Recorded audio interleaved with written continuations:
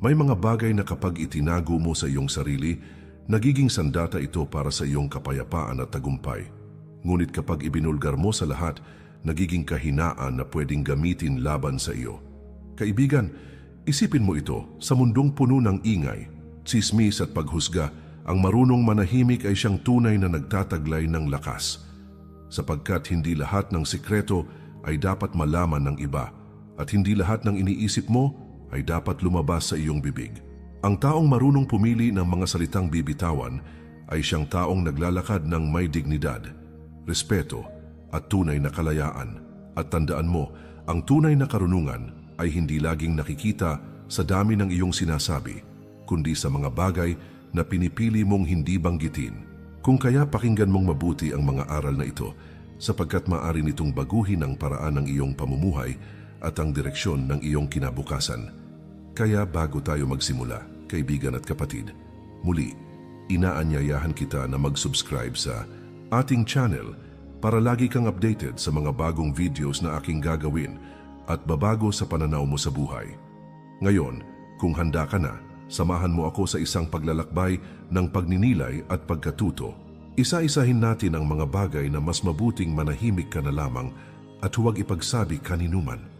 Dahil sa bawat lihim na marunong mong ingatan, mas umiigting ang iyong lakas at mas malinaw mong makikita ang tunay na daan patungo sa pag-angat ng iyong buhay. Number 1. Mga plano mo sa buhay. Kaibigan, isa ito sa pinakamahalagang aral na dapat mong tandaan. Marami ang natitisod hindi dahil mahina sila, kundi dahil sila mismo ang naglatag ng kanilang mga plano sa maling tao. Kapag ibinunyag mo agad ang lahat ng iniisip mong gawin, binibigyan mo rin ng pagkakataon ng ibang tao na husgahan ka, kontrahin ka, o minsan pa nga, agawin ang mismong ideya na pinaghirapan mong buuin. Hindi lahat ng makikinig ay tunay na kaibigan at hindi lahat ng ngiti ay tanda ng pagsuporta. Sabi ni Marcus Aurelius, "The more we value things outside our control, the less control we have." Kapag sobra mong ipinapahayag ang plano mo, inilalagay mo ito sa kamay ng iba. Nawawala ang katahimikan ng iyong isipan dahil bigla mong iisipin kung ano ang tingin nila, kung papayag ba sila o kung tatawanan ka nila. Sa halip na lumakad ka, ng buo ang loob, nagiging alipin ka ng opinyon ng ibang tao. Isipin mo ang isang binhi. Hindi ito agad sumisigaw sa mundo na ako'y magiging puno. Bagkus tahimik itong nakabaon sa lupa. Walang nakakakita, walang pumapansin, ngunit patuloy na lumalakas ang ugat. At sa tamang panahon, ito'y uusbong at doon lamang mapapansin ng lahat ang kanyang tibay. Ganon din ang mga plano mo sa buhay. Mas lumalakas ito kung itinatanim mo muna sa katahimikan. Sabi rin ni Marcus Aurelius, "The happiness of your life depends upon the quality of your thoughts." Kaya bantayan mo ang iniisip mo at higit sa lahat, bantayan mo rin ang lumalabas sa iyong bibig. Ang tunay na karunungan ay nasa kakayahang piliin kung ano ang nararapat sabihin at kung ano ang dapat manatiling lihim. Huwag mong ipagsabi ang lahat ng plano mo dahil sa dulo, hindi mga salita ang huhusga sa iyong halaga, kundi ang mga resulta ng iyong tahimik ngunit tapat na pagkilos. At kapag dumating ang oras ng iyong tagumpay, hindi mo na kailangang ipaliwanag ang sarili mo. Ang bunga ng iyong pagsusumikap ang magsasalita para sa iyo. Number 2. Ang mga kabutihang nagawa mo. Isa sa pinakamalaking pagkakamali ng tao ay ang ipagsigawan ang bawat kabutihang kanyang ginawa. May ilan na kapag tumulong, agad na naglalabas ng kwento. Kapag may naabot na maliit na tagumpay, agad na ipinapahayag sa iba. Ngunit ang tunay na kabutihan ay hindi kailangan ng palakpak at ang tunay na tagumpay ay hindi umaasa sa pagkilala ng mundo. Sabi ni Marcus Aurelius, "Waste no more time arguing about what a good man should be. Be one." Hindi kailangan ipaliwanag kung ikaw ay mabuti. Gawin mo na lang. Dahil kung totoo ang kabutihan, mararamdaman ito ng iba nang hindi mo na kailangang ipagsigawan. Isipin mo ito, kapag ang apoy ay tunay na nagliliyab, hindi nito kailangan ng ingay para mapansin. Kahit sa malayo makikita ang liwanag at mararamdaman ang init, ganun din ang taong gumagawa ng tama at mabuti. Hindi niya kailangang ipagsabi dahil ang kanyang gawa mismo ang magiging patunay. Ang pagmamayabang ay parang usok maingay at mabilis makita, ngunit wala namang bigat. Ang katahimikan sa paggawa ng mabuti, iyon ang tunay na apoy na walang makakapatay. Sabi rin ni Marcus Aurelius, "The best revenge is not to be like your enemy." Kung gagawa ka ng kabutihan, gawin mo ito dahil tama, hindi dahil may nais kang patunayan. Huwag mong hayaan na maging instrumento lang ng iyong ego ang kabutihang ginagawa mo. Ang mabuting gawa ay nagiging marumi kapag ang motibo ay papuri, at ang papuri ay mabilis maglaho. Kaibigan, alalahanin mo, ang kabutihan ay para sa Diyos, para sa kaluluwa mo, at para sa katahimikan ng iyong budhi. Hindi mo kailangang ipagsabi sa iba dahil ang pinakamahalagang saksi ng iyong gawa ay ikaw mismo. Number 3, ang iyong mga kahinaan at problema. Isa ito sa mga aral na madalas nating nakakaligtaan. Sa mundo kung saan maraming mata ang nakamasid at maraming bibig ang handang magsalita, ang pagpapakita ng ating kahinaan ay maaaring magdala ng panganib kaysa tulong. May mga tao na kapag nalaman ang iyong hinaing, gagamitin nila ito laban sa iyo. May iba na magpapakita ng pakikiramay, ngunit sa likod mo, sila ang unang haharurot at magbabalita sa iba. Ang ilan ay makikinig lamang para may matutunan o magamit laban sa iyo, hindi dahil tunay silang nagmamalasakit. Isipin mo ang isang sundalong sugatan sa gitna ng labanan. Kapag ipinakita niya agad ang kanyang sugat, mas magiging madali siyang targetin ng kaaway. Ngunit kung marunong siyang tahimik, palihim na aalagaan ang kanyang sarili, lilipat, magpaplanong muli at patuloy na lalaban, darating ang araw na siya'y gagaling at mas matatag na babangon. Ganon din ang ating buhay. Ang mga problema at kahinaan ay parang sugat sa loob ng ating kaluluwa. Kung ipapakita natin ito sa lahat, mas lalo lamang itong nagiging pabigat. Kung iingatan at aalagaan ito sa katahimikan, mas mabilis itong haharapin at mas magiging lakas natin sa hinaharap. Sabi ni Marcus Aurelius, "You have power over your mind, not outside events. Realize this, and you will find strength." Tandaan mo, ang tunay na lakas ay hindi nakukuha sa pagpapakita ng ating kahinaan, kundi sa kakayahang kontrolin ang ating isipan at pananaw. Ang mga problema ay bahagi ng buhay, ngunit hindi natin kailangang ipakita ang bawat detalye sa iba. Ang tunay na karunungan ay nakikita sa kakayahang manahimik, mag-isip ng malinaw at magpatuloy ng tahimik kahit na ang mundo ay puno ng ingay. Kaya kaibigan, huwag mong ipagsabi ang lahat ng iyong kahinaan. Alagaan ang iyong budhi, palakasin ang sarili sa katahimikan, at piliin lamang ang mga taong tunay na mapagkakatiwalaan bago ibahagi ang iyong pinagdadaanan.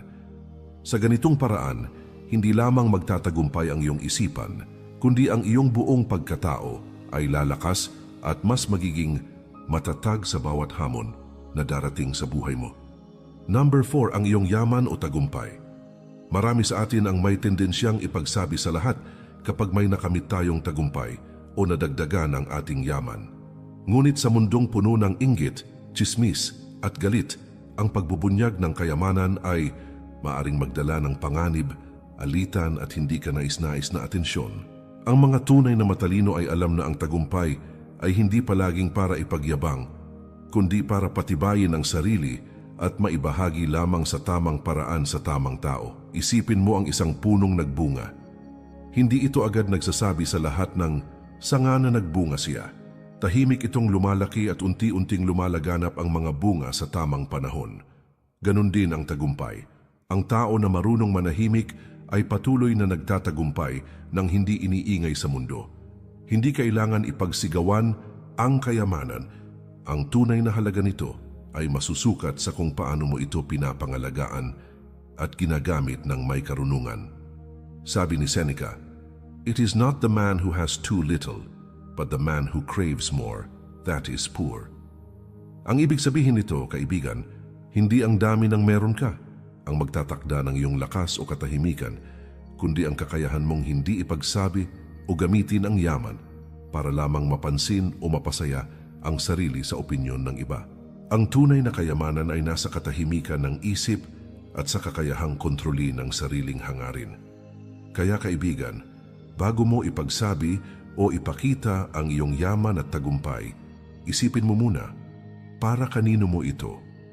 At mas mahalaga, ano ang tunay na dulot nito sa iyong katahimikan at paglago? Ang marunong ay nagtataglay ng kayamanan sa loob at hinahayaan lamang itong makita ng mundo sa tamang panahon, sa tamang paraan at sa tamang tao. Number 5, ang mga plano mo sa pag-ibig o relasyon.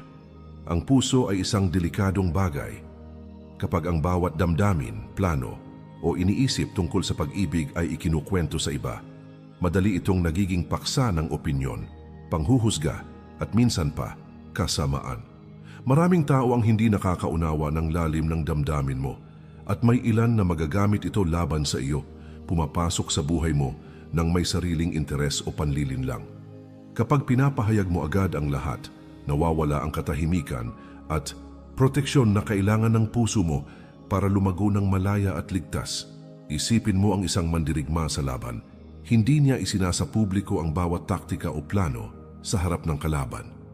Kung gagawin niya ito, agad siyang magiging mahina at madaling matalo. Ganon din sa puso. Ang iyong damdamin at relasyon ay mas malusog at mas matatag kung pinapangalagaan at iniingatan sa katahimikan. Ang tunay na lakas ay hindi nasusukat sa dami ng narinig ng iba, kundi sa kakayahang protektahan ang iyong sariling kapayapaan at katahimikan sa harap ng mundo. Sabi ni Epictetus, "Keep yourself simple, good, pure, serious, unpretentious, a friend of justice, God-fearing, kind, full of affection, strong for your proper work." Ang kahulugan nito sa konteksto ng relasyon ay malinaw. Ang puso ay dapat panatilihing simple at tapat. Hindi mo kailangang ipagsabi ang lahat sa mundo. Ang tamang panahon at tamang tao lamang ang makakaalam ng lalim at katotohanan ng damdamin, puwesang labis na pagbubunyag ay nagdudulot ng kawalan ng katahimikan, at ang katahimikan ang pundasyon ng tunay na pagmamahal at respeto. Ingatan mo ang iyong puso. Huwag mong ilantad ang bawat lihim at plano sa iba. Sa katahimikan at pag-iingat, mas mapapangalagaan mo ang pagmamahal mo at mas magkakaroon ito ng pagkakataon na lumago ng tunay at malaya, hindi dahil sa opinyon o pakialam ng iba. Ang mga tamang bagay ay hindi ipinapakita sa lahat, kundi pinananatiling sagrado para sa mga nararapat na makakaalam. At sa oras na iyon, ang totoong halaga ng damdamin ay lalabas ng may tibay at dignidad. Number 6, ang iyong galit o sama ng loob.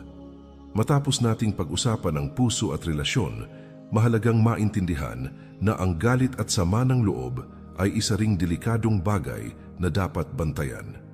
Kapag agad mong inilalabas ang bawat sama ng loob o reklamo sa iba, nagiging pabigat ito hindi lang sa iyo, kundi nagiging pagkakataon din para manipulahin o saktan ka ng ibang tao. Ang mundo ay puno ng inggit at kasamaan. Ang salitang nagmumula sa galit ay maaaring gumising sa matagal ng tensyon o maging dahilan ng hindi inaasahang alitan. Isipin mo ang apoy. Kapag hindi mo ito pinapangalagaan, mabilis itong kumalat at sumunog sa lahat ng paligid.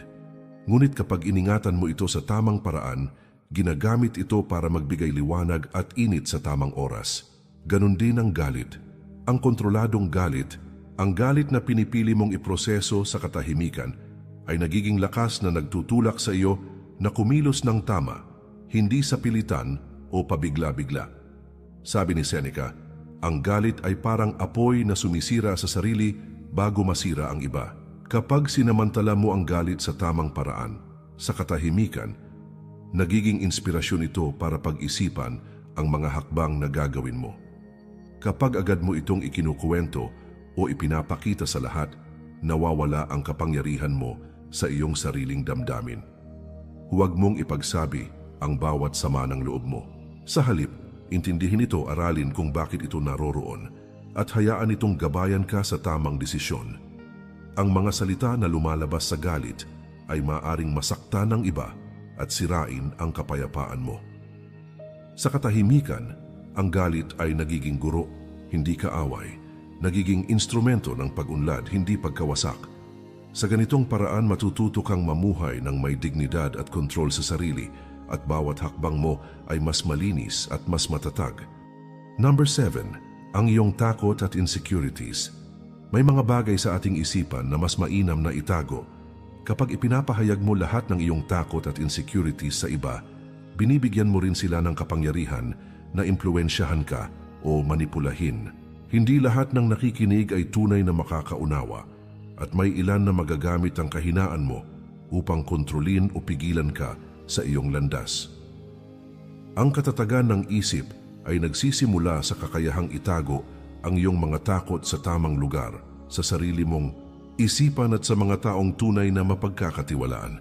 Isipin mo ang isang mandirigma bago sumabak sa laban. Hindi niya ipinapakita ang takot sa kanyang mga kaaway dahil ang galit, takot o duda na ipinapakita sa maling tao ay nagiging kahinaan. Ganon din tayo. Ang ating takot ay dapat pinapangalagaan, inaaral at ginagamit bilang gabay para lumakas, hindi para ipakita sa lahat na mahina tayo. Sabi ni Epictetus, "It is not what happens to you but how you react to it that matters." Ang kahulugan nito ay malinaw. Hindi ang takot mismo ang nagtatakda ng ating kahinaan, kundi ang ating reaksyon at kung paano natin hinahayaan itong kontrolin ang ating buhay.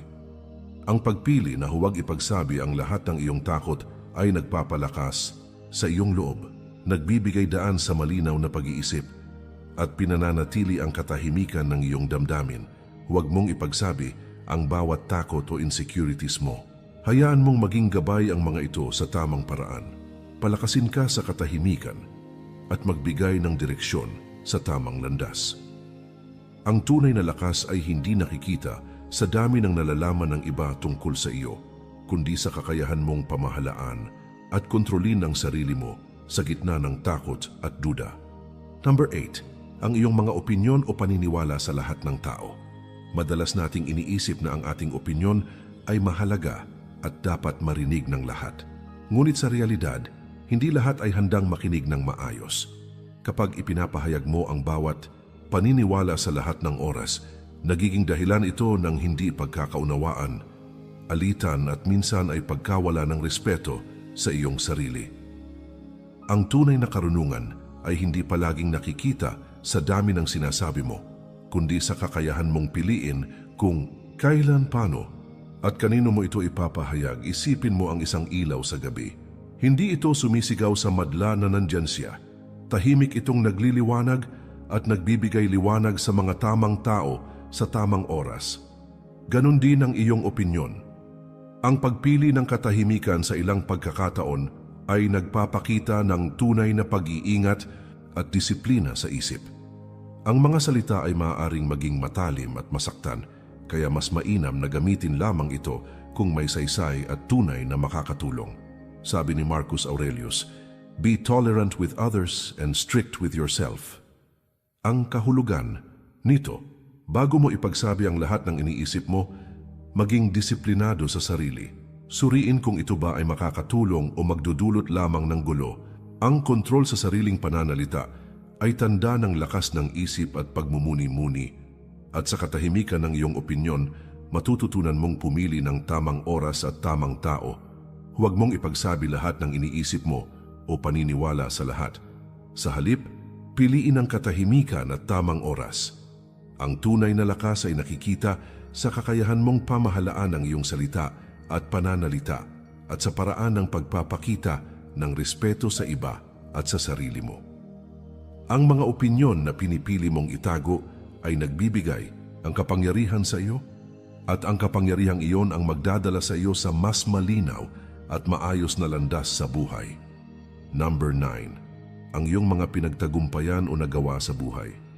Marami ang nagkakamali na iniisip na kapag ipinagsasabi nila ang kanilang tagumpay, mas kikilala ang kanilang halaga.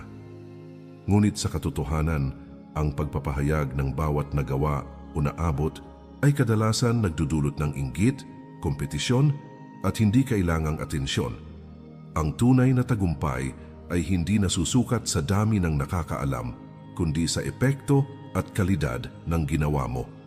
Ang taong marunong ay tahimik na kumikilos at hinahayaan ang resulta ng kanyang mga gawa ang magsalita. Isipin mo ang isang ilog na tahimik na dumadaloy. Hindi ito sumisigaw na ito'y nagdadala ng buhay, ngunit dumarating sa tamang lugar at nagbibigay ng biyaya sa lahat ng nangangailangan. Ganon din ang tagumpay, ang katahimikan at pagpipigil sa pagbibida ng nagawa mo ay nagtataguyod ng tunay na dignidad, respeto at panatag na kalooban. Ang pagpapakita ng lahat ng nagawa mo sa maling tao ay parang pagbubukas ng pintuan sa inggit, kritisismo at minsan pang pagnanasa na nakakasira sa kapayapaan mo. Sabi ni Seneca, "It is not the man who has too little, but the man who craves more that is poor." Ang kahulugan nito, hindi ang dami ng iyong nagawa o naabot ang tunay na sukatan ng yaman o tagumpay, kundi ang kakayahan mong manatiling kontento at tahimik sa iyong mga nagawa.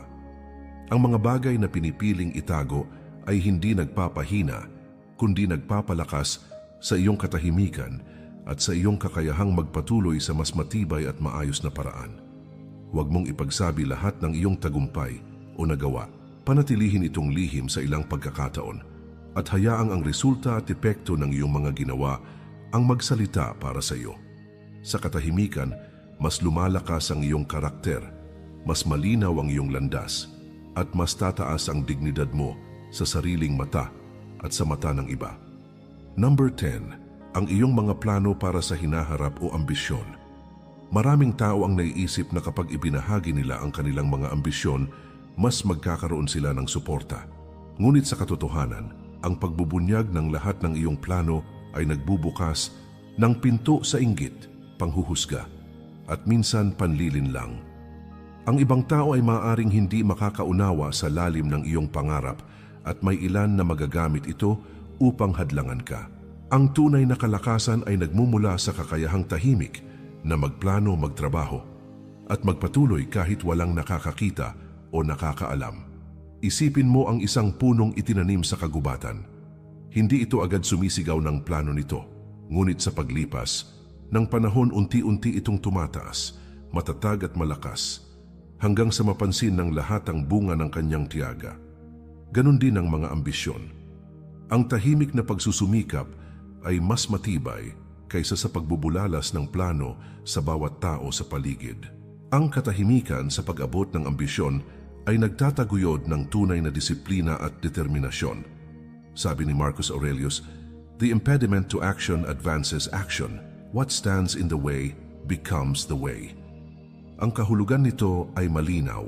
Ang mga hadlang at pagtatangka ng iba na pigilan ka ay nagiging bahagi ng iyong landas, at ang tahimik na pagsusumikap ang magpapalakas sa iyo upang malampasan ang bawat balakid. Kapag iningatan mo ang iyong mga plano, hinahayaan mong lumakas at maging matatag ang iyong sarili bago ipakita sa mundo ang resulta ng iyong pagsisikap. Huwag mong ipagsabi ang lahat ng plano at ambisyon mo.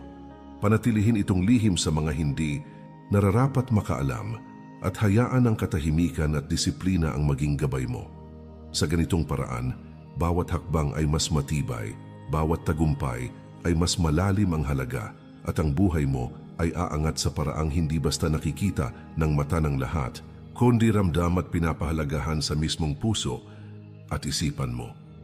Ang tunay na kapangyarihan at kalayaan ay hindi nakukuha sa dami ng alam ng ibang tao tungkol sa iyo, kundi sa kakayahan mong kontrolin ang iyong salita, damdamin at isipan. Ang katahimikan ay hindi kahinaan, ito ay sandata. Ang pagpili na manahimik sa tamang bagay ay tanda ng karunungan, lakas ng loob at disiplina sa sarili. Kapag natutunan mong itago ang mga bagay na dapat manatiling lihim, mas magiging malinaw ang iyong landas, mas tatatag ang iyong isipan at mas lalago ang iyong buhay ng may dignidad at respeto, hindi lamang sa mundo, kundi higit sa lahat, sa sarili mo. Alalahanin mo bawat lihim na pinananatiling ligtas, bawat damdamin o plano na pinipili mong ingatan ay parang binhi na unti-unting tumutubo sa katahimikan. Sa tamang panahon ang bunga nito ay darating at makikita mo ang tunay na resulta ng iyong pagsusumikap, hindi dahil sa papuri o opinyon ng iba, kundi dahil sa iyong disiplina at determinasyon.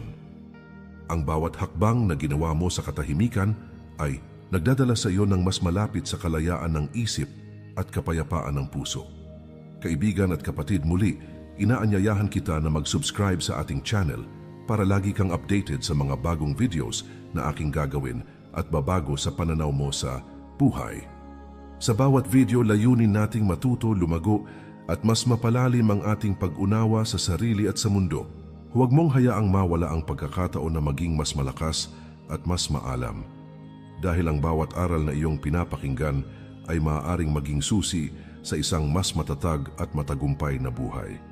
Manatili kang maingat sa salita, magpakatatag sa katahimikan at gamitin ang bawat aral na natutunan upang pagyamanin ang iyong isip at kaluluwa.